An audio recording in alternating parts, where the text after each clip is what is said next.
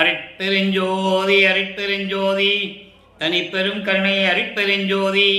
எல்லா உயிர்களும் இன்புற்று வாழ்க, வள்ளல் மலரடி வாழ்க வாழ்க, கொல்லா விரதம் குவளை எல்லாம் ஓங்குக, நல்லோ நினைத்த நலம் பெறுக, நன்றி நினைத்த எல்லோரும் வாழ்க இசைந்து. உலக மக்களே, அறிவார்ந்த அன்பர்களே, ஆண்மநேய ஒருமைப்பாடுடைய அன்பர்களே, அருட்பெருஞ்சோதி ஆண்டவருடைய திருவிளையாடலை பார்த்து கொண்டிருக்கிறோம்.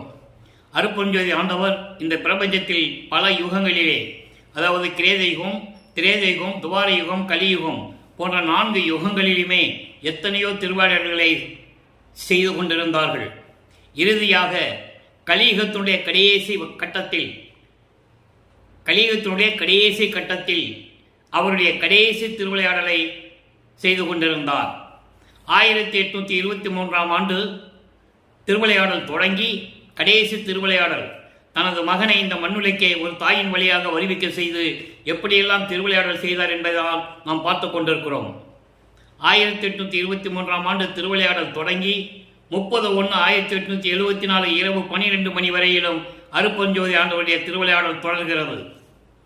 சமயங்களும் மதங்களும் மார்க்கங்களும் சூழ்ந்திருந்த காலகட்டங்களில் இந்த 4 யுகங்களிலுமே தோன்றி சைவ சமய தலைவர்கள், வைஷ்ணவ சமய தலைவர்கள், கௌபார சமய தலைவர்கள், சௌரம் சமய தலைவர்கள், காணாபத்தியம் சமய தலைவர்கள், சாகதம் சமய தலைவர்கள், இப்படி சமய தலைவர்கள் எல்லாம் தோன்றி அவரவர்கள் கருத்துக்கு ஏற்றபடி இறைவர்களை உருவகப்படுத்தி அதற்கேற்றபடி வழிபாட்டு முறைகளை ஏற்படுத்தி வழிபாட்டு தலங்களையும் ஏற்படுத்தி மக்களை வழிபட செய்து விட்டார்கள். இந்த சமயங்களும் மதங்களும் மார்க்கங்களும் முடிவடையும் காலகட்டத்தில் உலக மக்களுக்கு ஒரு ஆன்மீக மார்க்கம் தேவை, கடவுள் மார்க்கம் தேவை. அப்போ சுத்த சன்மார்க்கத்தை அருட்பெருஞ்சோதி ஆண்டவர் நிறுவி கையில் வைத்துக் கொண்டிருக்கிறார். அதை தன் மகனிடம் கொடுக்க வேண்டும். 51 ஆண்டுகள் கழித்து இந்த பதத்தலைவராகிய பிரம்மன், திருமால், ருத்திரன், மகேஸ்வரன், சதாசிவம் போன்ற 5 பதத்தலைவர்களுடைய காலகட்டம் முடிவடைந்து விட்டது. முதலிலே பிரம்மனுடைய கால அளவு முடிந்து விட்டது. அதுக்கப்புறம் திருமாலுடைய காலம் முடிந்து விட்டது. அதன் பிறகு ருத்திரன், மகேஸ்வரன் இவர்களுடைய நிலைகள் எல்லாம் முடிந்த பிறகு இறுதியாக சதாசிவன் தான் 5 தொழில்களை செய்து கொண்டிருக்கிறார். அப்போ சதாசிவத்திடமிருந்து 5 தொழில்களையும் வாங்கி, அதாவது படைத்தல், காத்தல், அழித்தல், மறைத்தல், அருளல், இந்த 5 தொழிலையும் வாங்கி தன் மகனிடம் கொடுக்க வேண்டும். அப்போ தன் மகனை இந்த உலகியலிலே நடமாட விட வேண்டும். உலகியலிலே நடமாடும் போது சமயங்களிலும் மதங்களிலும் மார்க்கங்களிலும் இருக்க செய்ய வேண்டும். உலக மக்களுக்கு சொல்ல வேண்டும். அதன் பிறகு தன் மகனை சமயங்களிலும் மதங்களிலும் மார்க்கங்களிலும் நீக்கி எடுத்துக்கொண்டு சுத்த சன்மார்க்கத்தை கொடுத்து அவருக்கு அருளை கொடுக்க வேண்டும். அவரை இறைவனாக்க வேண்டும். இதுதான் திருவட்பாவுடைய கான்செப்ட். அப்போ இந்த நிலையிலே தன் மகனை ஒரு தாயின் வழியாக வருவிக்க செய்கிறார் அருட்பெருஞ்சோதி ஆண்டவர். அதாவது 5/10/1823ஆம் ஆண்டு நமது குழந்தை இறைவன் இந்த மண்ணுலிற்கு அருட்பெருஞ்சோதி ஆண்டவரால் வருவிக்க உற்றார். அப்போ ஒரு தாயின் கருவறையிலே இருக்கும்போது எப்படி இறைவன் திருவிளையாடல் செய்தார் என்பதை நாம் ஏற்கனவே பார்த்து விட்டோம். அதாவது கருவறையிலே இருக்கும்போது பசி என்று சொல்லும் போது அருளமுதம் கொடுத்தது. கருவறை இருட்டாக இருக்கிறதே என்று சொல்லும் பொழுது அருட்பெருஞ்சோதி ஆண்டவர் அங்கே ஒளியை காட்டியது. உடம்பு புழுக்கமாக இருக்கிறதே என்று சொல்லும் போது அமுத காற்று வீசியது. இதெல்லாம் அருட்பெருஞ்சோதியுடைய திருவிளையாடல் நடந்தது. அதன் பிறகு வருவிக்க உற்ற பிறகு 1ஆம் ஆண்டிலிருந்து 8 ஆண்டுகள் வரையிலும் தன் மகனுக்கு எந்த விதமான நிலையையும் அவர் காட்டவில்லை. 5வது மாதத்தில் தில்லையிலே சிவதரிசனம் பார்க்கும்போது, அதாவது தன்னுடைய மகனுக்கு சிவ ரகசியத்தை காட்டினார், வெட்ட வெளியாக காட்டினார் என்பதை திருவெட்பாவிலே நாம் பார்த்து கொண்டிருக்கிறோம். தில்லை தளத்திடையே திரை தூக்க தரிசித்த போது வெய்வகை மேல் காட்டாதே எந்தனக்கே வெளியாய் காட்டிய மெய்புறவாம் மெய்ப்பொருளை என்று கூறுவார். 5வது மாத குழந்தையாக இருக்கும் போதே நமது குழந்தை இறைவனுக்கு, அதாவது அருட்பெருஞ்சோதி ஆண்டவர் மகனுக்கு அவருடைய தந்தை அருட்பெருஞ்சாண்டவர் சிவ ரகசியத்தை காட்டுகிறார். சிவ ரகசியம் என்பது சிவபெருமான் ரகசியம் அல்ல, அருட்பெருஞ்சோதி ஆண்டவருடைய ரகசியத்தை வெட்ட வெளியாக காட்டுகிறார். அதன் பிறகு 9வது ஆண்டிலே தன் மகனை ஆட்கொள்ளுகிறார். ஆண்டாறு 3வது ஆண்டிலே ஆட்கொண்ட அருள்கடலே என்று சொல்லுவார். அதன் பிறகு இன்னொரு பாடலிலே 6ஓடு 3வது ஆண்டிலே என்று சொல்லுவார். அப்போ 6+3 9வது ஆண்டிலே தன் மகனை ஆட்கொண்டு, மகனே நீ என்னுடைய மகன், என்னால் வருவிக்க உற்ற மகன், உனக்கு முன்பருவம் பின்பருவம் காட்டி அருள் செய்வேன். இந்த நிலை இப்பொழுது தெரிந்தால் உனக்கு போதும் என்று சொல்லி புன்னகைத்து மறைந்து விடுகிறார். திருவெட்பாவிலே ஆதாரங்கள் உண்டு, யாரும் மறுக்க முடியாது, அவ்வளவு உண்மைகள் உண்டு. அப்ப இந்த நிலையில் இருக்கும்போது வல்லப்பமானவருக்கு வருவிக்க உற்றவன் என்ற நிலை மட்டும் தெரிகிறது, மீதி எல்லாம் மறைப்பு நிலையில் இருக்கிறது. இதை ஒரு பாடலில் சொல்லுவார், என்னை மறைத்த மறைப்பையெல்லாம் நீக்கி என்று சொல்லுவார். எங்கே மெய்யல் வியப்பிலே சொல்லுவார். அந்த பாடலிய விளக்கத்தை எல்லாம் நாம் பார்த்து விட்டோம். மறைப்பு நிலையை கொடுத்து விடுகிறார். அதன் பிறகு வல்லப்பமானவர்கள் நமது பிள்ளை பெருமானவர்கள் 9வது ஆண்டிலிருந்து 12 ஆண்டுகளுக்குள் இறைவனால் வருவிக்க உற்ற மகன் என்று மட்டும் தெரிந்து விடுகிறது. வேற எந்த நிலையும் தெரியவில்லை. அப்போ அவர் மனம் ஒரு நிலையில் இல்லை. இறைவனிடம் வேண்டுகிறார், முறையீடு செய்கிறார். அப்போதுதான் உருவாகிறது திருவருள் முறையீடு. 1ஆம் திருமுறையிலே திருவருள் முறையீடு என்ற பதிகம் உருவாகிறது. திருவருள் முறையீடு மொத்தம் 232 பாடல்களை கொண்டது. ஒவ்வொரு பாடலிலும் எப்படி இறைவனிடம் முறையீடு செய்கிறார் என்பதை தான் நாம் பார்த்து கொண்டிருக்கிறோம். இதுவரையில் 58 முறையீடுகளை பார்த்திருக்கிறோம். இன்று 59வது முறையீடுடைய பாடலை பார்க்க போகிறோம். இதை பார்த்த பிறகு 9ஆம் வயதிலிருந்து 12 வயதுக்குள் என்ன நடந்தது என்பதை மட்டும் பார்த்துவிட்டு, அதன் பிறகு 11வது ஆண்டிலே நமது பிள்ளை பெருமானவர்கள் அடியெடுத்து வைக்கும் போது, அதாவது வருவிக்க உற்று 13வது ஆண்டு, வல்லப்பெருமானுக்கு வயது இல்லை, அவர் ஒவ்வொரு யுகத்திலேயும் இருந்தவர் என்பதை நீங்கள் மனதில் வைத்துக் கொள்ள வேண்டும். அப்போ 13வது ஆண்டு தொடங்கின பிறகு திருவொற்றியூரிலே என்ன நடந்தது, 16 ஆண்டுகளுக்குள் என்ன நடந்தது? அருப்பஞ்சாண்டவர் 51 ஆண்டுகளையும் 8 பிரித்து தன் மகனுக்கு அருளை கொடுத்துக் கொண்டிருக்கிறார். அதனுடைய விளக்கங்களை தான் திருவெட்பாவிலே 1ஆம் திருமுறையிலிருந்து 6ஆம் திருமுறை வரைக்கும் நாம் பார்த்து கொண்டிருக்கிறோம். அந்த வகையில் இன்று நாம் பார்க்க வேண்டிய பாடல் 1ஆம் திருமுறை பதிகம் 6 திருவருள் முறையீடு 59வது பாடல். பாடல் நல்ல கவனிங்க. பாடல் உங்களுக்கு புரியாவிட்டாலும் கூட விளக்கம் சரியாக தெரியும், நல்ல புரியும். மடல் வற்றினாலும் மனம் வற்றாத மலர் என, மடல் வற்றினாலும் மனம் வற்றாத மலர் என, என் உடல் வற்றினாலும் என் உள்ளம் வற்றுமோ, துயர் உள்ளவெல்லாம் அடல் உற்றாத நின் தாள்களுக்கு அன்றி இங்கு அயலாருக்கு உரையேன், கடல் வற்றினாலும் கருணை வற்றாத முக்கண்ணவனே. இது பாடல். அதாவது ஒரு மலருடைய இதழ் நன்றாக பூத்த மலர், புத்தம் புது மலர் வாடிவிட்டால், இதழ் வாடிவிட்டாலும் கூட மலரின் மனம் மாறாது, மலரின் மனம் மாறாது.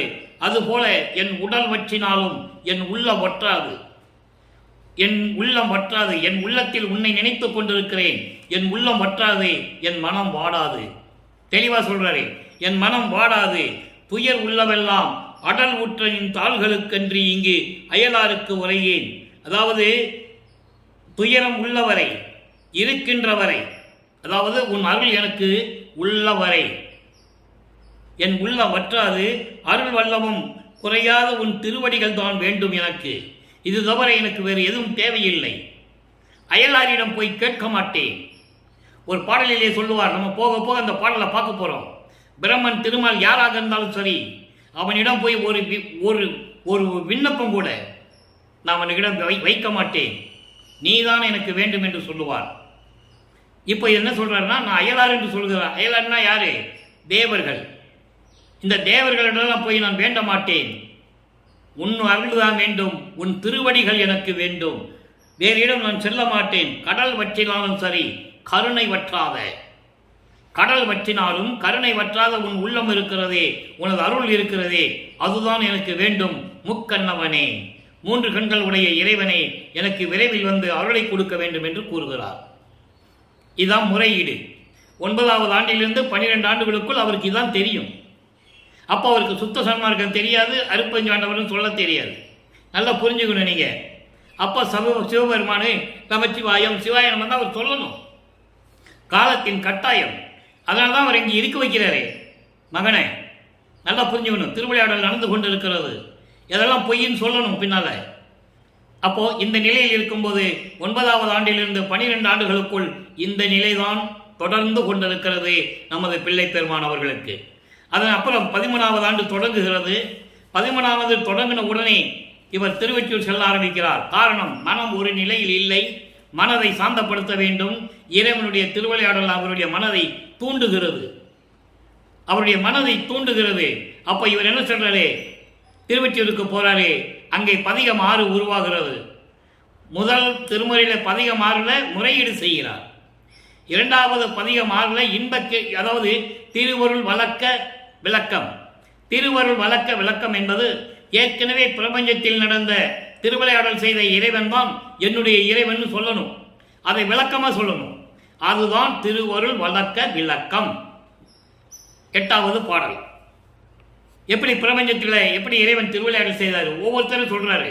திருநாவுக்கரசர் சொன்னாரு, திருஞான சம்பந்தர் சொன்னாரு, சுந்தரன் சொன்னாரு, மாணிக்கவாசகர் சொன்னாரு, தரிமியை சொன்னாரு, மதுரையில தரிமிக்கு பொற்காசு கொடுத்ததை சொன்னாரு. இப்படி ஒவ்வொன்றா சொல்லிக்கிட்டே வருவார். இன்னைக்கு யாரை சொல்றாருன்னு நம்ம பார்க்க போறோம். இதெல்லாம் இறைவனுடைய திருவிளையாடல் ஒவ்வொரு யுகத்திலையும் நடந்தது என்பதை இங்கே விளக்கி கூறுகிறார்கள் வள்ளல் பெருமான். ஏன் கூறுகிறார் என்றால், அப்படிப்பட்ட இறைவன் தான் என்னுடைய இறைவன் சொல்லணும். பாருங்க, எல்லாம் வல்ல சித்தரின் மேவி எழில் மதுரை வல்லாரின் வல்லவர் என்று அறியா முடிமன்னன் முன்னே பல்லாயிரம் அண்டமும் பயம் எய்த பராக்கிரமித்தென்றால் பயங்கரமான ஒரு நிலை. கல் யானை தின்ன கரும்பளித்தார் எம் கடவுளரே. இதனுடைய விளக்கம் பாருங்க. ஒரு காலத்தில் பாண்டிய மன்னன் மதுரையை ஆண்டு கொண்டிருக்கிறான். அழகு மிகுந்த மதுரையை ஆண்டு கொண்டிருக்கிறான் ஒரு பாண்டிய மன்னன். அப்போ சிவபெருமானுடைய வல்லமை தெரியாமல், இவர் எல்லாருக்கும் இறைவன், சிவபெருமானுடைய வல்லமையை அருள் வல்லமையை தெரியாமல், அருள் வலிமை தெரியாமல் அங்கே நின்று கொண்டிருக்கிறவரிடம் கேட்கிறார். கல்லால் இருக்கின்ற இந்த யானை, அங்கே எல்லாரும் இறைவனை வழிபட்டுக் கொண்டிருக்கிறார்கள். அப்போ பாண்டிய மன்னன் அவரிடம் கேட்கிறார், யாரை வழிபட்டுக் கொண்டிருக்கிறீர்கள் என்று கேட்க, அவர்கள் சிவபெருமானை வழிபட்டு கொண்டு இருக்கிறோம் என்று சொல்ல, என்ன பெரிய சிவபெருமான், அவ்வளவு பெரிய அருள் படைத்தவர் அவர், ஆமாம் என்று சொல்லுகிறார்கள் மக்கள். அப்போ சொல்லுகிறார், எதிர்க்கே ஒரு கல் யானை நிற்கிறது, நான் கரும்பு கொடுத்தால் அந்த யானை திங்குமா என்று கேட்கிறார்.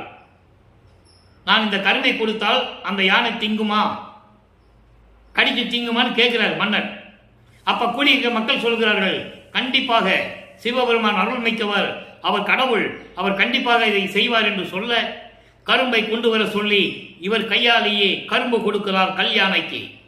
அப்ப கல் யானை அந்த கரும்பை தின்னுகிறது.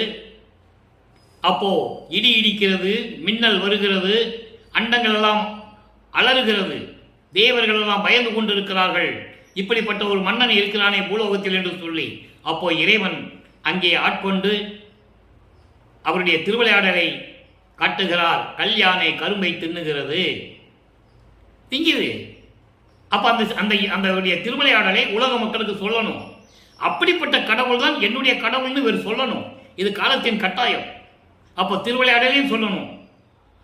வேற எங்கேயும் நீங்க இதுக்கு முன்னால் இருக்கிற புராணங்களிலேயோ காவியங்களிலேயோ இல்லை தேவாரம் திருவாசகம் போன்ற நூல்களிலேயோ எல்லாமே இறைவனால் அருளப்பட்டதுதான், அது வேற விஷயம். ஏற்கனவே நடந்த திருவிளையாடல்கள், பிரபஞ்சத்தின் உண்மைகள் எல்லாம் நீங்க எந்த நூல்லையும் பார்க்க முடியாது, யாருக்கும் தெரியாது. அப்போ எல்லா நிலைகளையும் உலக மக்களுக்கு தெரியப்படுத்த வேண்டும் என்பதற்காகத்தான் திருவற்பாவையை நமக்கு அருளி இருக்கிறார்கள். நம்மளை எல்லாம் படைத்து காத்து கொண்டிருக்கின்ற வல்லற்பமானவர்கள். அதை நீங்க நல்லா புரிஞ்சுக்கணும். அப்போ இதனுடைய விளக்கம் பாருங்க. முன்னொரு காலத்தில் எழில்மிகு மதுரையை ஆண்ட பாண்டிய மன்னன் அருள் வல்லமம் கொண்ட வல்லவரான இறைவனிடம் சென்று கல்லால் யானையை கரும்பு தின்ன வைக்க முடியுமா என்று கேட்க, பல்லாயிரக்கான அண்டங்கள் பயந்து கொண்டிருக்க, சுய உருவத்தோடு தோன்றி கல்லால் யானைக்கு கரும்பு தின்ன கொடுத்தார் இந்த மன்னவன். அப்போ யானையும் சாப்பிட்டது. இதை பார்த்த மன்னன் இறைவனின் காலில் விழுந்து தனது மன்னிப்பை கேட்கான், மன்னிக்குமாறு வேண்டிக் கொள்ளுகிறான். இறைவன் காட்சி கொடுக்கிறார். அப்படிப்பட்ட கடவுள் தான் எனக்கும் கடவுள், அதான் எம் கடவுளரே என்று சொல்லுகிறார். ஆக 2ஆம் திருமுறை இப்படிதான் போய்கிட்டு இருக்கோம். முதல்ல நமச்சிவாயின்னு சொன்னாரு, அதுக்கப்புறம் ஓம் நம சிவாய் என்று சொல்லி நீரிடுன்னு சொன்னாரு. எல்லாம் நம்ம இந்த நிலையெல்லாம் நம்ம பார்த்துட்டோம். அதுக்கான கவுண்டர் பதிலையும் நம்ம கொடுத்துட்டோம். 4ஆம் திருமுறை பிரசாத மலையிலே திருநீர் வேண்டான்னு சொல்றது, இதெல்லாம் படிப்படியாக நம்ம பார்த்துட்டோம். இப்போ இந்த நிலையில் இருக்கும்போது போன காலகட்டங்களில் பிரபஞ்சங்களில் என்னென்ன சிவபெருமானுடைய திருவிளையாடல் நடந்ததோ அது ஒவ்வொரு பாடலிலும் நமக்கு அருளி இருக்கிறார்கள். அதை வல்லற்பமானவர்கள் நமக்கு அருளி இருக்கிறார்கள். அதனால் பார்த்துக்கிட்டு இருக்கோம். இப்போ இது ஏன் இதை சொல்றாரு? ஏன் இந்த பாடலெல்லாம் நமக்கு கொடுத்தாருன்னா அவருடைய மனநிலையை உலக மக்களுக்கு தெரியப்படுத்த வேண்டும். சிவபெருமான் தான் இவர் கடவுளை, சிவபெருமானை தான் கடவுளாக நினைத்து கொண்டிருந்தார் என்ற நிலையை உலக மக்களுக்கு தெரியப்படுத்த வேண்டும். ஏன்னா அங்கு சமயங்களும் மதங்களும் மார்க்கங்களும் சூழ்ந்திருந்த காலகட்டங்களில் நமது பிள்ளை பெருமானவர்கள் இருந்து கொண்டிருக்கிறார்கள். திருநீர் பூசிக்கொண்டிருந்தார், உத்திராட்ச மாலையை அணிந்திருந்தார், கடுக்கான் போட்டிருந்தார். எல்லா நிலைகளையும் உண்டு அவருக்கு. காரணம், அவர் அப்ப அந்த நிலையில் இருந்து கொண்டிருப்பதனால் வேற தெரியாது அவருக்கு. இதை பேருபதேசத்திலே சொல்லுகிறார். சன்மார்க்க கொடிகட்டி சுத்த சன்மார்க்கத்தை வாங்கின பிறகு உபதேசம் சொல்லும் போது பேருபதேசத்திலே சொல்லுகிறார், நான் இப்படியெல்லாம் இருந்தேன், அப்போ எனக்கு அற்ப அறிவாக இருந்தது. அற்ப அறிவு என்பது அவருக்கு அறிவு இல்லாமல் இல்லை, மறைப்பு நிலை. அப்போ அவருக்கு மறைப்பு நிலை இருந்தது. தான் வருவிக்க உற்றவன் இறைவனுடைய மகன் மட்டும்தான் அவருக்கு தெரியும், வேறு எதுவுமே தெரியாது. அப்போ மறைப்பு நிலையில் இருந்ததனால் எனக்கு தெரியாமல் அது செய்து விட்டேன். இப்போ இறைவனுடைய கருணையும் தயவும் கிடைத்து விட்டது, சுத்த சன்மார்க்கம் எனக்கு கிடைத்து விட்டது, இனிமேல் அது தேவையில்லை என்று இறைவன் அருட்பெருஞ்சாண்டவர் எனக்கு அறிவுறுத்தி விட்டார் என்று சொல்லுவார். அதை நீங்க புரிஞ்சுக்கணும். இப்போ 3ஆம் திருமுறை உருவாகிறது. 3ஆம் திருமுறை வரும்போது நமது பிள்ளை பெருமானவர்கள் 3வது எட்டில் இருந்து கொண்டிருக்கிறார். 3/24 வருவிக்கவுற்ற 1ஆம் ஆண்டிலிருந்து 24 ஆண்டுகளுக்குள் என்ன நடந்தது? இப்போ 3ஆம் திருமுறையிலே என்ன நடக்குது அப்படின்னா, இன்ப கிளவி என்ற பதிகம் 6. ஒவ்வொரு பதிகத்துக்கும் வித்தியாசம் தெரியும், உங்களுக்கு புரியும். ஏன்னா தினமும் இந்த பதிவை பார்க்கணும் நீங்க. அதனால்தான் இறைவனுடைய தயவால் இதை நான் உங்களுக்கு விளக்கம் சொல்லிக் கொண்டிருக்கிறேன். இன்ப கிளவி என்பது, அதாவது உலகில் உங்களுக்கு தெரியும், ஒரு பெண் ஒரு ஆணை காதலிக்கிறாள். அப்ப காதலி காதலனை பார்க்க முடியாமல் தவிக்கிறாள். காதலி தோழியிடம் போய் சொல்லுகிறாள், என்னுடைய காதலை இன்னும் வந்து பார்க்கவில்லை, நான் ஏங்கிக் கொண்டிருக்கிறேன், அன்புக்காக ஏங்கிக் கொண்டிருக்கிறேன் என்று சொல்லுவாள். இந்த நிலையை உலக மக்களுக்கு தெரியப்படுத்த வேண்டும். எப்படி? நான் இறைவன் மீது காதல் கொண்டுள்ளேன், ஆனால் அவனுக்கு புரியும், என்னை ஆட்கொண்டு விட்டு சென்றானை தவிர இன்னும் வந்து என்னிடம் வந்து சேரவில்லை என்ற நிலையை உலக மக்களுக்கு சொல்ல வேண்டும். அப்போ காதலை சொல்லும் போது ஒரு பெண்ணாக இருந்து சொன்னால் எப்படி இருக்கும்?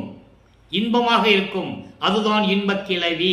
கிளவி என்றால் இன்பமாக சொல்லுவது. அந்த நிலையை இன்பமாக சொல்லுவது. துன்பமாக இருந்தாலும் மனசு கஷ்டமாக இருந்தாலும் அதை வேறொருடம் சொல்லும்போது காதலனை பற்றி இன்பமாக சொல்லுவது, இறைவனை பற்றி இன்பமாக சொல்லுவது. அந்த நிலையை பாருங்க. 3ஆம் திருமுறை பதிகம் 6 இன்ப கிளவி 8வது பாடல். இங்கே இறைவனுடைய நிலையையும் சொல்லுவார். ஒவ்வொரு யுகத்திலும் எப்படியெல்லாம் திருவிளையாடல் நடந்தது என்பதை சொல்லுவார். சொல்லிவிட்டு அப்படிப்பட்ட இறைவன் இன்னும் என்னிடம் வந்து சேரவில்லை என்று சொல்லுவார். இதுக்கு முன்னால் பார்த்த பாடல்ல அப்படிப்பட்ட இறைவன் என்னுடைய இறைவன், என்னுடைய கடவுள், அப்படிப்பட்ட கடவுள் என்னுடைய கடவுள் என்று சொல்லுவார். நிலைகள் மாறும்போது ஆண்டுகள் உருண்டு ஓடுகின்றன. அப்போ 24வது ஆண்டில் சொல்லுகிறார், எப்படிப்பட்ட இறைவன், அப்படிப்பட்ட இறைவன், என்னை ஆட்கொண்ட இறைவன் இன்னும் வந்து சேரவில்லை என்று சொல்லுவார். நல்லா கவனிங்க. அதாவது சடையில் தரித்தால் ஒருத்திதனை நல்லா கவனிக்கணும். இந்த சமயங்களும் மதங்களும் மார்க்கங்களும் எப்படி இந்த பிரபஞ்சத்தில் சிவபெருமானை உருவகப்படுத்தின? தலையிலே கங்கையை வைத்திருந்தார், சடையில் தரித்தால் ஒருத்தினை, ஒரு பெண்ணை சடை தலையில் வைத்துக் கொண்டிருக்கிறார். தழுவி மகிழ பக்கத்திலே இடது பக்கத்திலே ஒரு பெண்ணை வைத்துக் கொண்டிருக்கிறாள். யாரு? பார்வதியை. எப்படி சொல்றாரு பாருங்க. தலையில ஒருத்தியை வச்சிருக்கிறாரு, பக்கத்துல தழுவி கொஞ்சி மகிழ பக்கத்துல பார்வதியை வச்சிருக்கிறாரு. அப்புறம் என்ன சொல்றாரு? அப்புறம் அந்த உள்ளம் சொல்லுது, மகளே நீ போனால் எங்க வச்சுக்குவாரு? இவ்வளவு அற்புதமான தோழி சொல்றா. நான் ஏற்கனவே சொன்னது போல, அதாவது ஒரு பெண் ஒரு ஆணை காதலிக்கும் போது காதலி காதலனுடைய நிலையை ஒரு தோழியிடம் தான் சொல்ல வேண்டும். தோழி அதுக்கு ஏதாவது பதில் சொல்லுவான். இவர் தோழியிடம் சொல்றாரு, சடையில ஒரு பெண்ணை வச்சிருக்கிறாரு, அப்புறம் கட்டி தழுவி கொஞ்சி மகிழ இடது பக்கத்துல பார்வதின்னு ஒரு பெண்ணை வச்சிருக்கிறாரு. தோழி சொல்லுது, மகளே நீ போனா எங்க வச்சுக்குவாரு? தோழி சொல்றா. அப்போ அந்த நிலையில் இருக்கும்போது எங்கே தரிப்பார்? மகளே நீ போனால் எங்கே தரிப்பார்? எங்கே வச்சுக்குவாரு? அப்போ அவ பதில் சொல்றா. காதலி தோழி இப்படி கேட்ட உடனே காதலி விட்டு கொடுக்காம பேசுறா. நல்லா கவனிக்கணும் நீங்க. இப்போ உலக மக்கள் சொல்லுவாங்கல்ல, அதே போல இவ விட்டு கொடுக்காம பேசுவா. எப்படி? யாரு? நம்ம பிள்ளை பெருமான் என்ன சொல்றாரு பாருங்க. கடையில் தரித்த விடமதனை கழுத்தில் தரித்தார். எங்க வச்சுக்குவாருன்னு சொல்லும்போதுல தோழி நீ எங்க வச்சுக்குவாரு ஒன்னு சொல்லும்போது அவர் சொல்றாரு, இப்படியெல்லாம் வச்சுக்கிட்டவர் என்ன வச்சுக்க மாட்டாரா அப்படின்னு சொல்லுவாரு. அதுக்கு தான் இந்த பதில். நல்லா கவனிக்கணும். அதாவது பார்க்கடலை கடையும் போது பாம்பு அமுதம் வருகிறது. பார்க்கடலை கடையும் போது அமுதம் வந்துருச்சு. இந்த பாம்பு என்ன பண்ணிச்சு? அரக்கன், அவன் ஒரு அரக்கன் விஷத்தை கக்கிச்சு. பாம்பை கடையும் போது அரக்கன்னு யாருக்கும் தெரியாது. நல்லா புரிஞ்சுக்கணும். திருமாலு, பிரம்மன், தேவர்கள் எல்லாம் இருக்காங்க, யாருக்கும் தெரியாது. அப்போ தேவர்களை சாகடிக்க வேண்டும், எல்லாரும் செத்து போகணும், இந்த அமுதம் சாப்பிட்டான்னு சொல்லி பாம்பு அதில் விஷத்தை கக்கிருச்சு. உடனே தேவர்களும் பிரம்மனும் திருமாலும் முடிச்சுக்கிட்டு இருக்காங்க, என்ன செய்யுதுன்னு தெரியல. உடனே சிவபெருமான் அங்கு தோன்றி அந்த விஷத்தை தான் எடுத்து உண்டு சாப்பிட்டு கழுத்தில் நிறுத்திக்கிட்டாரு. அதை தான் இங்க சொல்றாரு. கடையில் தரித்த விடம். கடைனா பார்க்கடலில் கடையும் போது, அதான் கடைன்னு சொல்றாரு. பார்க்கடலில் கடையும் போது அந்த விஷத்தை அருந்தி கழுத்தில் நிறுத்தி கொண்டார். கரித்தோலை உரித்து, எப்படி? மதம் பிடித்த யானையை கொன்று அதன் தோலை உரித்து அதன் ஆணவத்தை அடக்கி தன் இடுப்பிலை உடுத்திக் கொண்டார். அப்படிப்பட்டவர் ஒற்றையூரில் இருக்கிறார், இருந்தார் என் உள்ளத்தே. அவளை நம்பிக்கையா காதலி சொல்றார். தோழி சொல்லும்போது என்ன இருந்தாலும் சரி, அவன் எப்படிப்பட்டவனா இருந்தாலும் சரி, எனக்கு அதை பத்தி கவலை இல்லை, என் உள்ளத்திலே இருக்கிறான் அப்படின்னு தோழியிடம் சமாதானப்படுத்துவாள் காதலி. அதுபோல உலகமே என்ன சொன்னாலும் சரி, உலக மக்கள் என்ன சொன்னாலும் சரி, அவனை நான் விடமாட்டேன்.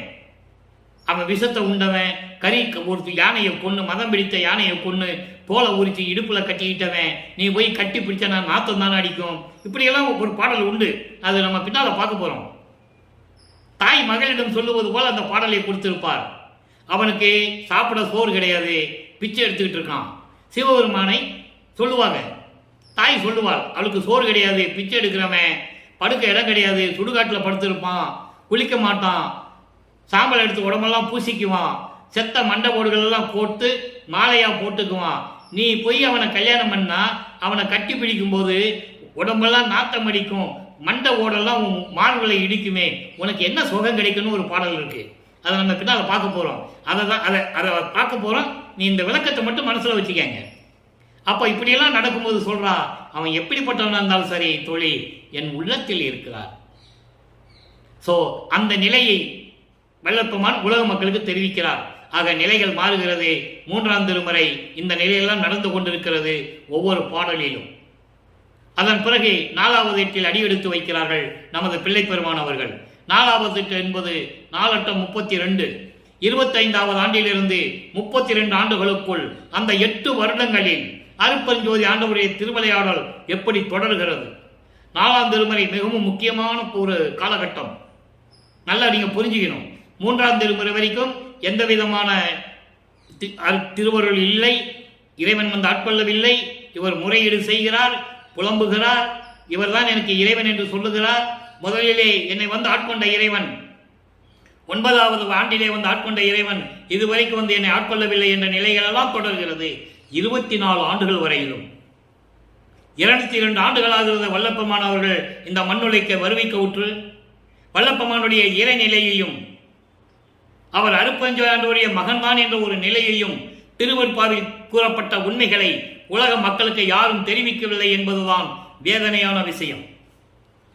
பொதுப்படையாக பேசினார்களே தவிர பொதுப்படையாக பேசினார்கள், இல்லை என்று சொல்ல முடியாது. ஆனால் இப்படிப்பட்ட நிலையை திருவிளையாடல் இருக்கிறது. அருட்பெருஞ்சாண்டவர் இப்படியெல்லாம் திருவிளையாடல் செய்து கொண்டிருந்தார் என்ற நிலையை உலக மக்களுக்கு தெரியவில்லை. அதனால் உலக மக்கள் வல்லற்பெருமானை இறைவனாகவே ஏற்றுக்கொள்ளவில்லை. இதுதான் சத்தியம். அந்த நிலையை தான் நம்ம இப்போ பார்த்துக்கிட்டு இருக்கோம். வல்லற்பெருமானுடைய நிலை என்ன? 4வது திருமுறை மிகவும் முக்கியமான நிலைகள் உருவானது. 25வது ஆண்டிலிருந்து 32 ஆண்டுகளுக்குள் என்னென்ன நிலை நடந்தது குறிப்பிட்டு சொல்ல வேண்டும் என்றால், 27வது ஆண்டில் தனக்கோடி அம்மையாரை திருமங்கல்யம் பூட்டி, அதாவது தாலி கட்டி அந்த அம்மாவுக்கு மோட்ச வீட்டை காட்டி விமோசனத்தை கொடுத்தது 27வது ஆண்டு. அதன் பிறகு அன்பு மாலை உருவாகிறது. அன்பு மாலையிலே எப்படி இறைவன் வந்து காட்சி கொடுக்கிறார், எப்படி அருளை கொடுக்கிறார் என்பதை நாம் பார்க்க போகிறோம். அன்பர்களே, ஒரே ஒரு விஷயம் மட்டும் நீங்கள் கவனமாக கேட்க வேண்டும். இதுவரையிலும் வல்லபெருமானவர்கள் அருட்பெருஞ்சோதி என்று கூறவில்லை, சுத்த சன்மார்க்கத்தை பெற்றுவிட்டேன் என்று சொல்லவில்லை. 33வது ஆண்டில் 32 ஆண்டுகளுக்குள் அன்பு மாலை முடிந்து விடுகிறது. அதாவது 4ஆம் திருமுறை அன்பு மாலை, அருட்பிரகாச மாலை, பிரசாத மாலை, இப்படி பத்தி மாலை, ஆனந்த மாலை, அபராத மன்னிப்பு மாலை, அதிசய மாலை, இப்படி 9 மாலைகள் இருக்கின்றன. அங்கே இப்போ 9லேயே நம்ம எல்லாம் பார்த்துக்கிட்டே வந்துகிட்டு இருக்கோம். ஒவ்வொன்றா பிரசாத மாலை ரொம்ப முக்கியமானது. அங்கே திருநூறு பூசணும், சிவாயனமன் பூசணும் சொல்லுவார். 4ஆம் திருமுறையிலே அருட்பெருஞ்சாண்டவர் எழுந்தருளி, இனிமேல் அதை நீ சொல்லாத மகனே, உனக்கும் தேவையில்லை என்று சொல்லி எப்படியெல்லாம் அருளை கொடுத்தார் என்பதை 4ஆம் திருமுறையில் இருக்கின்ற பிரசாத மாலையில் இருக்கின்ற 10 பாடல்கள் விளக்கத்தை நாம் பார்த்து விட்டோம். இப்போ அன்பு மாலை, அன்பு மாலையில இப்போ இந்த நிலையில தான் என்றாகிறாரு உள்ள சுத்த சன்மார்க்கத்துக்குள்ள. இப்போதான் எல்லாமே சொல்லுவார், நல்லா கவனிக்கணும். அப்போ ஒவ்வொரு பாடலிலும் நம்ம பார்த்துட்டு இருக்கோம். இன்னைக்கு அன்பு மாலை 15வது பாடல். அன்பு மாலை மொத்தம் 31 பாடல்களை கொண்டது. இதை பார்த்த பிறகுதான் அருட்பிரகாச மாலையில் இருக்கிற 100 பாடல்களை பார்க்க போறோம். ஏற்கனவே அன்பு மாலை, பிரசாத மாலையினுடைய விளக்கங்கள்லாம் நமது யூடியூப்ல நம்ம சேனல்ல போட்டாச்சு. அது 2 வருஷத்துக்கு முன்னாலே போட்டாச்சு. இப்போ இறைவனுடைய திருவிளையாடலை பற்றி சொல்லும்போது இதெல்லாம் கோர்வையாக சொல்ல வேண்டிய இருக்கிறது. முதல்ல பாடலுடைய விளக்கம் கூறினேன். இப்போ அருட்பெருஞ்சாண்டவர்களுடைய திருவிளையாடலை கூடும்போது எந்தெந்த பாடல்களிலே எப்படியெல்லாம் திருவிளையாடல் நடந்தது என்பதை பார்த்து கொண்டிருக்கிறோம். அன்பு மாலை பதிகம் 1, 4ஆம் திருமுறை 15வது பாடல். சற்றும் அறிவில்லாத என்னையும், நல்லா கவனிக்கணும். முதலிருந்து வருவார் மறுபடியும். சற்று அறிவில்லாத என்னையும் வலிந்து ஆண்டு, கொஞ்சம் கூட அறிவில்லாத ஒரு காலகட்டம். 9 வயசுல என்ன அறிவு இருக்கும், நல்லா புரிஞ்சுக்கணும் நீங்க. அப்போ அந்த வயசுல 9வது வயதில் நான் வருவிக்கவுற்று 9வது ஆண்டு, 9வது ஆண்டிலே என்னை விரும்பி வலிந்து ஆட்கொண்டு தமியேன் செய்த குற்றமெல்லாம் சம்மதமாக கொண்டு. அப்போ 9வது ஆண்டிலிருந்து 32 ஆண்டுகள் வரையிலும் நான் செய்த குற்றங்கள், குறைகள். 32 ஆண்டு வரைக்கும் என்ன குற்றம் செஞ்சாரு? அவர் ஒன்றும் செய்யலை. ஆனால் சமயங்களிலும் மதங்களிலும் இருந்து விட்டாரே தெரியாமல். இப்போ சுத்த சன்மார்க்கத்தை கொடுக்க போறேன்னு சொல்லிட்டாரு. அப்போ அதுக்கு முன்னால இருந்ததெல்லாம் நான் தெரியாமல் செய்த அந்த குற்றங்களை எல்லாம் மன்னித்து, கற்றும் அறிந்தும் கேட்டும் தெளிந்த பெரியவரும் கண்டு மகிழ புரிந்து. அண்டர்லைன். ஏன்னா அதுக்கு முன்னால் அவர் யாரும் மதித்ததில்லை. 32 ஆண்டுகள் வரைக்கும் அவர் வருவிக்க உற்றவன் என்ற நிலை தெரியும், இறைவனுடைய மகனும் தெரியும். ஆனால் யார்கிட்டையும் சொல்லலை. கூட அவர் சூழ்ந்து நிறைய பேர் இருந்தாங்க. சென்னையில் இருக்கும்போது நண்பர்கள், சூழ்ந்தவர்கள், அவர் மேல் அன்பு காட்டுகின்றவர்கள் நிறைய பேர் இருந்தாங்க அவர் சுற்றி. ஆனால் அவர் யார்கிட்டையும் சொல்லலை.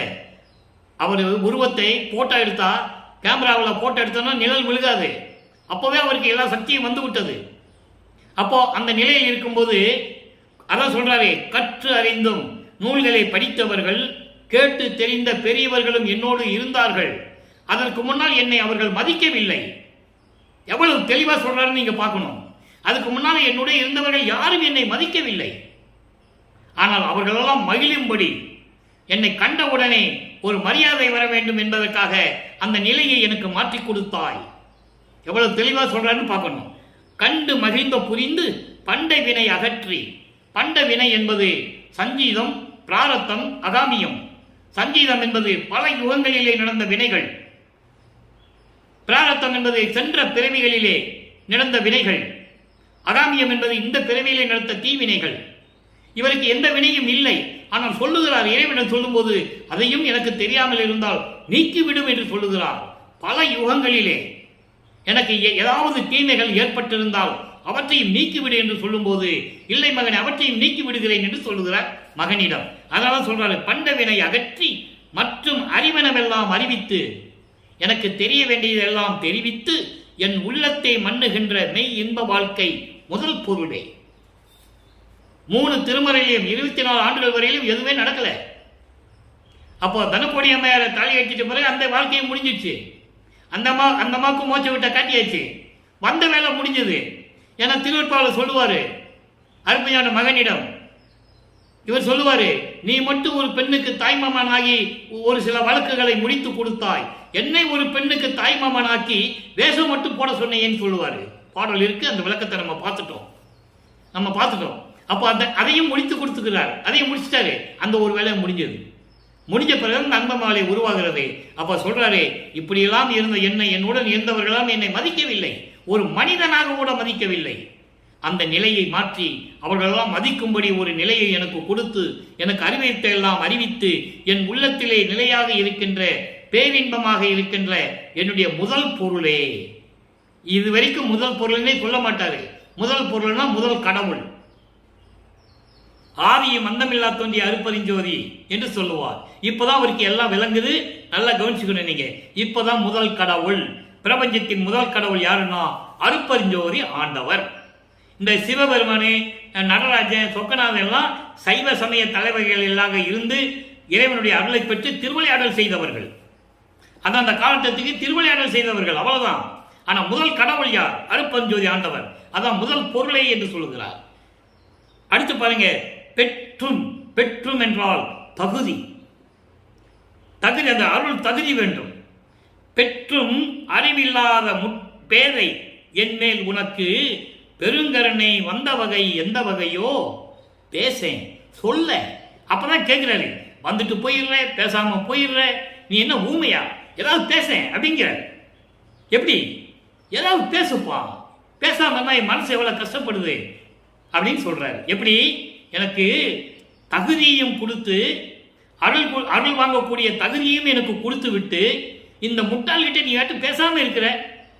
சரி, பெருங்கருணை காட்டிட்ட, கருணையும் கொடுத்துட்ட, எதுக்காக கொடுத்த சொல்லணும்ல. அதை எதுக்காக கொடுத்தேன்னு கேட்கிறத விளக்கம்தான் 6ஆம் திருமுறை. நல்லா புரிஞ்சுக்கணும் நீங்க. எதுக்காக கொடுத்த, ஏன் கொடுத்த, ஏதாவது பேச. இத்தனை வருஷம் பேசாம இருந்தது போதாதா? 32 வருஷம் என்ன இந்த மண்ணுக்கு வருவிச்சு ஒரு தாய் வயிற்றுல வச்சு நான் துன்பப்பட்டு எவ்வளவு கஷ்டப்பட்டு இப்பதான் வந்திருக்கேன். ஏதாவது பேசுன்னு சொல்றாரு. பேசேன் அப்படின்னு கேட்கிறாரு. சரி, இப்ப அன்பு மாலை முடிந்து விட்டது. 4 திருமுறைகளும் முடிந்து விட்டது. திருமுறைகள் ஒவ்வொரு இந்த பாடல் முடிந்து விட்டது. எப்படி அருளை கொடுக்கிறார் என்பதை பார்த்து விட்டோம். இனிமேல் சுத்த சன்மார்க்கத்துக்குள்ள என்றாகிறாரு. சுத்த சன்மார்க்கத்துக்குள்ள என்றாகிறாரு. இன்னும் வாங்கல. நல்லா கவனிக்கணும். சுத்த சன்மார்க்கத்தை இன்னும் அப்பா கிட்ட இருந்து வாங்கல. உள்ள போறாரு. போகும்போது என்ன சொல்றாரு? பிள்ளை சிறு விண்ணப்பத்தில் சொல்றாரு. 13 பிள்ளை சிறு விண்ணப்பம். நீ சுத்த சன்மார்க்கத்தை கொடுக்க போறாரு. இவர் வாங்கணும். வாங்கறதுக்கு முன்னால என்ன சொல்லணும்? இதுக்கு முன்னால இருந்ததை பத்தி என்ன சொல்லணும்? அதனால நீ நீக்கிடணும் அப்படின்னு சொல்லணும். அப்ப அந்த விண்ணப்பத்தை எப்படின்னு பார்க்கிறோம். பதியம் 19. சும்மா இவர் போன உடனே அவர் தூக்கி சுத்த சன்மார்க்கத்தை கொடுத்துடல. ஸ்ட்ராங்கா ஃபவுண்டேஷன் போடுறாரு. நல்லா புரிஞ்சுக்கணும். ஒரு பில்டிங் கட்டணும்னா ஸ்ட்ராங் ஃபவுண்டேஷன் வேணும். அப்படி ஒரு ஸ்ட்ராங்கான ஃபவுண்டேஷனை போடுறாருங்க. பாருங்க, இவ்வுலகதிலே இறை அரசாட்சி இன்பத்தும் மற்ற இன்பத்தும் எவ்வளவு எனினும் இச்சை ஒன்று அறியேன், எண்ணுந்தோறும் அருவருக்கின்றேன். அண்டர்லைன், அருவருக்கின்றேன். அவ்வுலகத்திலே, நல்லா கவனிக்கணும். இவ்வுலகத்தை சொல்லிட்டாரா? அவ்வுலகத்திலே சொல்றாரு. அவ்வுலகத்திலே இந்திரன், பிரம்மர், அரி முதலோர் அடைகின்ற கவ்வை இன்பத்தும் ஆசை சற்று அறியேன் என்பனின் கருத்து அறிந்ததுவே. அப்ப ஸ்ட்ராங்கான ஃபவுண்டேஷன் போடுறாருங்க. எப்படி? இங்க பாரு, இந்த உலகத்திலே உன்னாலே இந்த மண்ணுலகிலே உன்னாலே வருவிக்கவுற்று 32 ஆண்டுகளுக்கும் துன்பப்பட்டு இப்பதான் வந்திருக்க. சுத்த சன்மார்க்கத்தை கொடுக்க போறேன்னு சொல்ற. எனக்கு இந்த உலகத்தை ஆள வேண்டும் ஆசை இல்லை சொல்ற. இந்த உலகத்தை ஆள வேண்டும், அரசாட்சி இன்பத்தும் இறை அளவு கூட எனக்கு கிடையாது. இந்த மண்ணுலகத்தை ஆள வேண்டும் என்ற ஆசை எனக்கு இல்லை. எந்த இன்பத்திலும் எனக்கு ஆசை இல்லை. எந்த ஆசையும் எனக்கு தெரியாது, எனக்கு வேண்டாம். அதை நினைக்கும் போதே நான் அருவருக்கிறேன். ஏனென்றால் மண்ணாசை, பெண்ணாசை, பொன்னாசையை நீக்க வேண்டும். ஃபவுண்டேஷன் போடணும். எதுக்கு? அருப்பெருஞ்சோதியை வாங்கணும், அருப்பெருஞ்சோதி ஆண்டவராகணும். அப்பனை தன்னோட வரவழைச்சிக்கணும். நல்ல பிளானோட செய்கிறார் வல்லப்பமான். நல்லா கவனிக்கணும். நீங்க சும்மா வல்லப்பமான் சாதாரண ஆளு நினைச்சிடாதீங்க. அருப்பெருஞ்சோதி ஆண்டவரை சிந்திக்கக்கூடிய ஆளு. எப்படி ஃபவுண்டேஷன் போடுறான்னு நீங்க தெரிஞ்சுக்கணும். பாரு, எனக்கு இந்த மண்ணுலகத்து உலகம் மேல ஆசை இல்லை. ஏன்னா ஒருவேளை அவன் நினைச்சிருந்தானா, அருப்பெருஞ்சாண்டவர் இவனுக்கு ஆசை ஏதாவது இருக்கிறதான்னு நினைச்சிட்டா என்ன பண்றது? அதனால முதலே சொல்லிடுறாரு, மண்ணுலையை ஆள எனக்கு ஆசை இல்லை, எந்த இன்பத்திலும் எனக்கு ஆசை இல்லை, கொஞ்சம் கூட கிடையாது. இச்சை ஒன்றும் அறியேன், எனக்கு எந்த விருப்பமும் கிடையாது. அதை நினைக்கும் போதே அருவருப்பா இருக்கு எனக்கு. சரி, இது மட்டும் வேண்டாம், ஒருவேளை இவனுக்கு முடிசூட்டி அரசாட்சியை கொடுத்துட்டோம்னா அந்த உலகத்துக்கு மேல ஆசை வந்துடுமோ அப்படின்னு அற்புதம் நினைச்சிடக்கூடாது. நல்லா புரிஞ்சுக்கணும், நினைச்சிடக்கூடாது. உடனே அதையும் சொல்றாரு, அவ்வுலகத்திலே விண்ணுலகத்திலே இந்த இந்திரலோகம், பிரம்மலோகம், விஷ்ணு லோகம் உலகங்கள்லாம் நிறைய இருக்கு, அது மேல ஆசை வைக்கிறேன்னு நினைக்கிறியா? அது எனக்கு வேண்டாம், உன்னுடைய அருள் ஒன்றுதான் எனக்கு வேண்டும். எப்படி சொல்றாரு, பிடிக்கிறாரு பாருங்க, கிடுக்கு பிடி பிடிப்பாரு. அவ்வுலகத்திலே இந்திரன் பிரம்மன் அறிமுதலோர் அடைகின்ற கவ்வை இன்பம், ஒரு அற்பமான இன்பம். அது கவ்வை என்றால் அற்பத்தனமானது, அற்பத்தனமானது, சிற்றின்பம். அந்த இன்பம் எனக்கு தேவையில்லை, உன் இன்பம் தான் எனக்கு தேவை, உன் அருள் எனக்கு வேண்டும். ஆசை சற்று அறியேன், இந்த ஆசையெல்லாம் எனக்கு கிடையாதுப்பா, நீ நினைச்சிருந்தாலும் உன் மனசு வீட்டிலிருந்து எடுத்துரு, எல்லாம் நீ அறிந்ததுவேன்னு சொல்றாரு. எந்தை என் தந்தையே, நீ கருத்து அறிந்ததுவே, உன் உள்ளத்துல தெரியும் நான் எப்படிப்பட்டவன்னு, எந்த ஆசையும் எனக்கு கிடையாது. அதான் ஒரு பாடல்ல சொல்லுவாரு, விரிப்பிலே மாலையன் பதவி வேண்டி கொல் என கொல்லினும் வேண்டாம். நீ எடுத்துக்காட மகனை சொன்னா கூட எனக்கு வேண்டாம், எவன் பதவி எனக்கு தேவையில்லை, யாருடைய ஆசையும் எனக்கு தேவையில்லை என்று சொல்லுகிறார். சரி, விண்ணப்பம் முடிஞ்சிச்சா, ஃபவுண்டேஷன் போட்டாரு. அதுக்கப்புறம் சுத்த சன்மார்க்க வேண்டுகோள் சொல்றாரு. அடுத்த பதிகம் 21வது பதிகம், சுத்த சன்மார்க்க வேண்டுகோள். நல்லா பாருங்க, அடிகள் என்ன, இறைவனை அருட்பெருஞ்சோதியே, நான் வேண்டுதல் கேட்டு நீ அருள் புரிதல் வேண்டும். அண்டமெல்லாம் பிண்டமெல்லாம் கண்டு கொள்ளல் வேண்டும். அண்டங்கள் என்றால் பிரபஞ்சத்திற்கு அண்டங்களை எல்லாம் நான் பார்க்கணும், எல்லாவற்றையும் தெரிந்து கொள்ள வேண்டும். பிண்டங்கள் உயிரினங்கள் 84 லட்சம் யோனி பேதம் சொல்லுவார். வேறு வேறு உயிரினங்கள் 84 லட்சம் உயிரினங்கள் இருக்கு, எல்லாவற்றையும் நான் பார்க்க வேண்டும். துடிசேர் எவ்வுலகமும் எத்தேவரும் எவ்வுயிரும் சுத்த சிவ சன்மார்க்கம் பெற்றிடுதல் வேண்டும். பிரபஞ்சத்தில் சுற்றி கொண்டிருக்கின்ற அத்தனை உலகங்களும், எல்லா தேவர்களும், எல்லா உயிர்களும் சுத்த சன்மார்க்கத்தை பெற்றுக்கொள்ள வேண்டும். போட்டாரா, நங்கூரம் போட்டார். எல்லாமே பெற்றிடுதல் வேண்டும். படி வானும் படைத்தல் முதல், படி என்றால் நிலம், வான் என்றால் ஆகாயம் முதல் 5 தொழிலாகிய 5 பஞ்ச பூதங்களை அடக்க வேண்டும். நிலம், நீர், நெருப்பு, காற்று, ஆகாயம், அதான் சொல்றாரு. படி வானும் முதல் 5 தொழிலும் ஞானம் படைத்தல் முதல், உயிர்களை படைத்தல், காத்தல், அழித்தல், மறைத்தல், அருளல் என்ற 5 தொழில்களை செய்வதற்காக எனக்கு மெஞ்ஞானத்தை கொடுக்க வேண்டும். நான் புரிதல் வேண்டும். இதெல்லாம் நான் தான் செய்யணும், இதெல்லாம் நான் தான் செய்யணும்னு சொல்றாரு. அப்புறம் பாருங்க, ஒடியாத திருவடிவில் எந்தாயும் நானும் ஒன்றாகி எஞ்ஞான்றும் ஓங்குதல் வேண்டுவனே.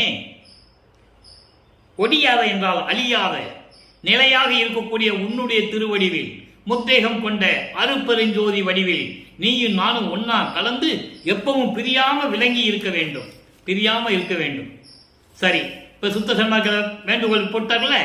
இப்போ ஆன்ம தரிசனம் சொல்றாரு. பதிகம் 22 ஆன்ம தரிசனம் 1வது பாடல்.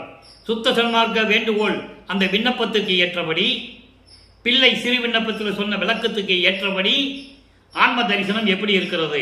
1வது பாடல், பதிகம் 22 6ஆம் திருமுறை. இதெல்லாம் சொல்லணும். இறைவனுடைய திருவிளையாடல் எப்படி நடக்குதுன்னு உங்களுக்கு தெரியணும் இல்ல? சும்மா பொதுப்படியா பேசிட்டு போனா எப்படி? ஒரு பாடலை சொல்லணும், நீங்க நம்பணும், அதில் இருக்கிற பொருளை சொல்லணும். இறைவனுடைய திருவிளையாடல் நடந்தால் நீங்க புரிஞ்சுக்கணும். திரு எல்லாம் தரும் ஓர் தெய்வமாம் ஒருவன். அங்க என்ன சொன்னாரு? 2ஆம் திருமுறை சிவபெருமான் கடவுள், அவர் தான் என் கடவுள்னு சொன்னார்ல. அதுக்கு இங்க பதில் சொல்லுகிறார். சுத்த சன்மார்க்கத்தை பெற்ற பிறகு கடவுள் யாருன்னா அவன் அருட்பெருஞ்சோதி என்று சொல்லுகிறார், ஒரே கடவுள் என்று சொல்லுகிறார். எப்படி? திரு எல்லாம் தரும் ஓர் தெய்வமாம் ஒருவன் திருச்சிற்றம்பலம் திகழ்கின்றான்.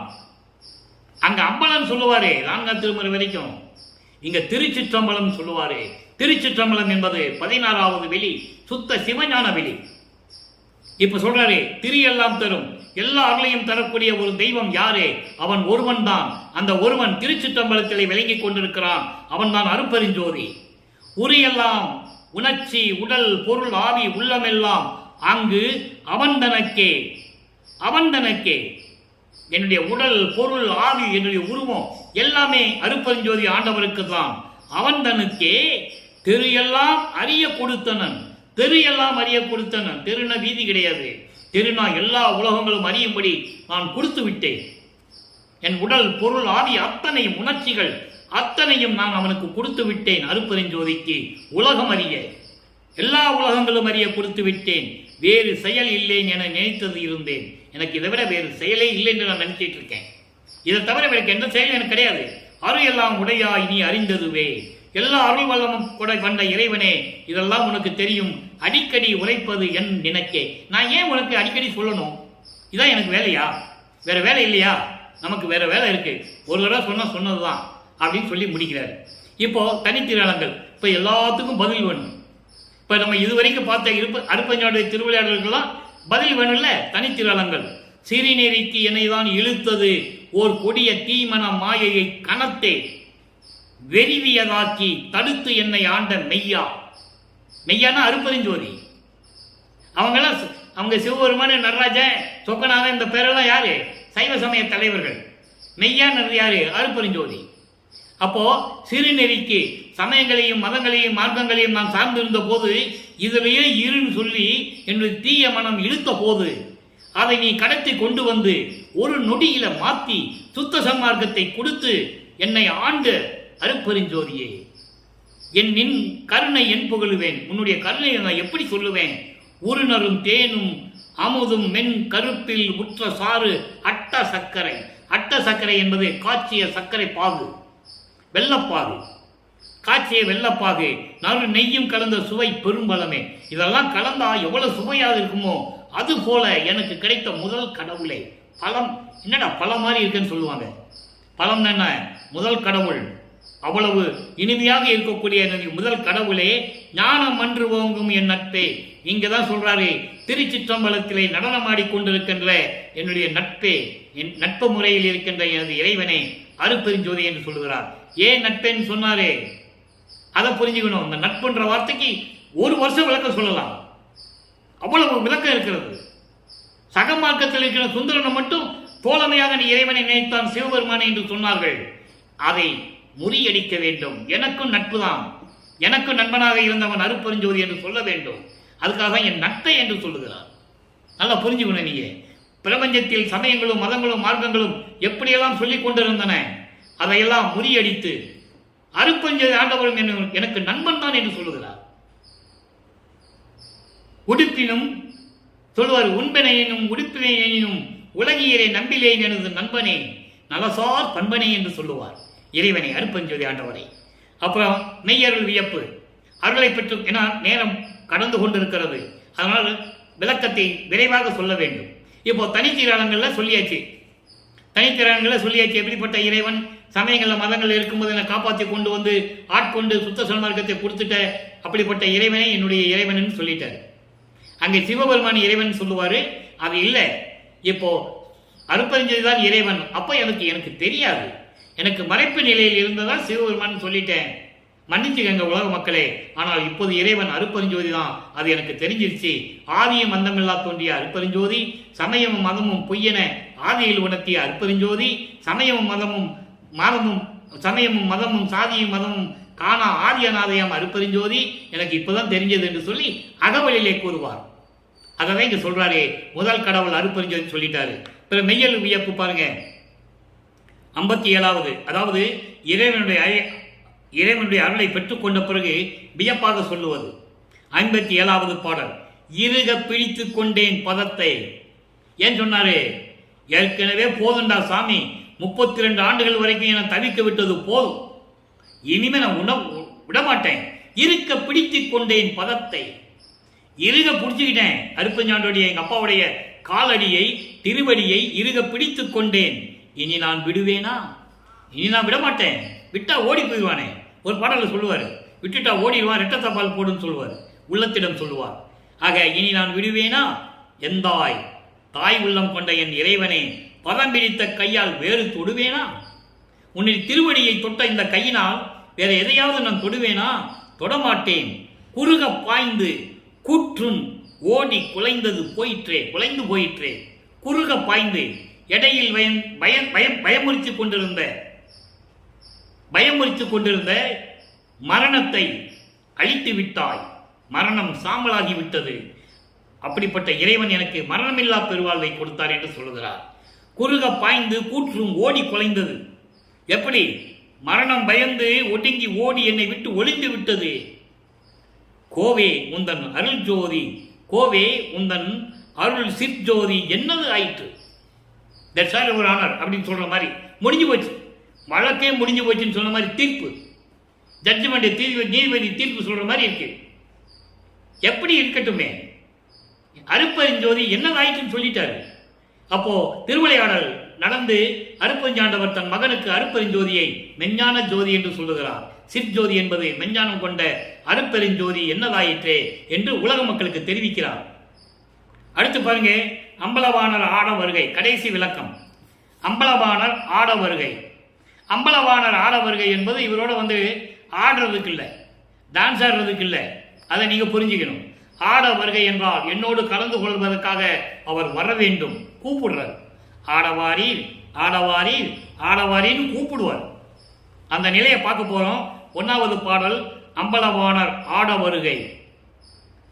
தன்னை பிறருக்கு அறிவறியே, தனித்தன்மை பெரும்பதியே, வன்மை மனத்தவருக்கு அறியீர், வஞ்சமில்லா நெஞ்சகத்தீர், தொன்மை மறை முடி அமர்ந்தீர், துரிய பதம் கடந்தவரே, இன்மை தவித்து என்னை மணந்தீர். அதுக்குதான் ஆடவாரியான்னு கேட்கிறார். என்னை மணந்தீர், என்னுடைய நாயகரை ஆடவாரீர். எவ்வளவு பெரிய அருமையான விளக்கம் தெரியுமா? எளிமையான பாடல், விளக்கம் அற்புதமா இருக்கும். நினைக்க நினைக்க உடம்பு புல்லரிக்கும். எப்படி? உன்னுடைய அருள் தன்மை பிறருக்கு அறிய முடியாத நிலையில் இருக்கின்ற இறைவனே, அருட்பெருஞ்சோதியே, தனித்தன்மை பெரும்பதியே, தனித்தன்மை வாய்ந்த அருள் வளமை படித்துக் கொண்டிருக்கிற இறைவனே, அருட்பெருஞ்சோதியே, வன்மை மனத்தவருக்கு அறியீர். வன்மை மனம் என்பது புலையும் கொலையும் தவிர்க்காதவர்கள். மாமிசம் உண்பதை தவிர்க்க வேண்டும், உயிர்களை கொலை செய்வதை நிறுத்த வேண்டும். இப்படி கொலையும் குலையும் அதாவது தவிர்க்காதவர்களுக்கு, நீக்காதவர்களுக்கு, விடாதவர்களுக்கு இறைவன் கிடைக்க மாட்டான்.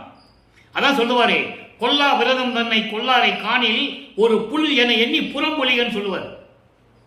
அவனை ஒரு தூசிவன் நினைச்சு விட்டுரு. மாமிசம் பிண்டத்தை சாப்பிட்றவன், பணத்தை சாப்பிட்றவன், இவனெல்லாம் விட்டுரு.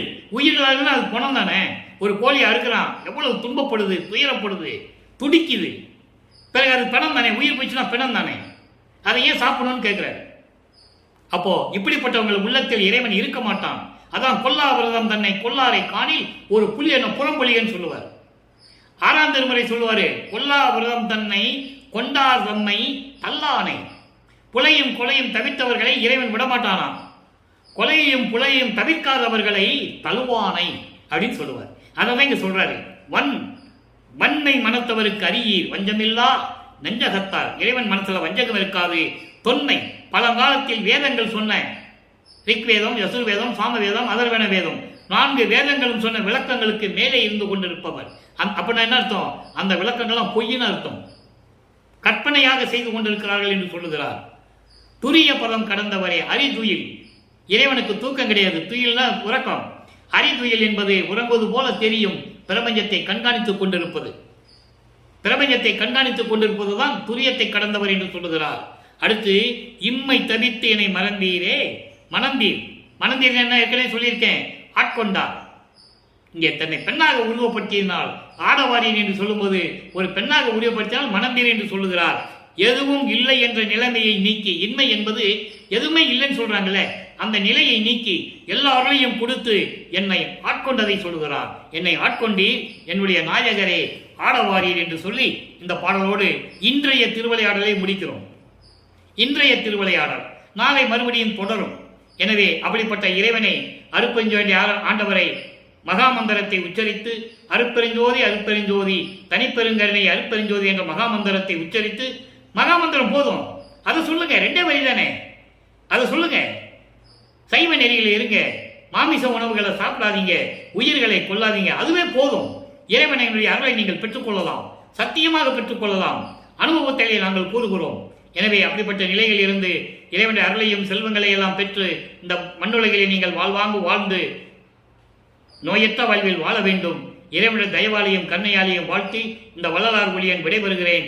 மீண்டும் நாளை சந்திப்போம். நன்றி, வணக்கம். அருட்பெருஞ்சோதி அருட்பெருஞ்சோதி, தனிப்பெரும் கருணை அருட்பெருஞ்சோதி. ஆண்டவருடைய திருவிளையாடல் நாளையும் தொடரும்.